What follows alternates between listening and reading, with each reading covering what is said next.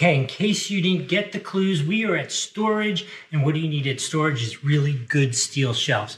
So what we're gonna do is we're gonna put together this set of shelves.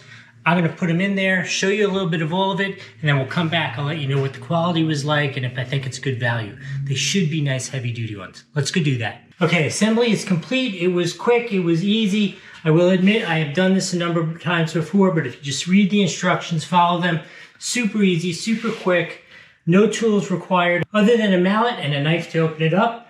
I really like how flexible it is. Like if you look at the way we set it up, because obviously we're customizing it for ourselves, we have 3 different size boxes, 3 different sizes shelves.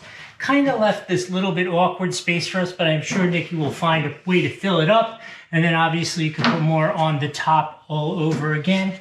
This wood, as you can see, is kind of thin, but we've used these in the past.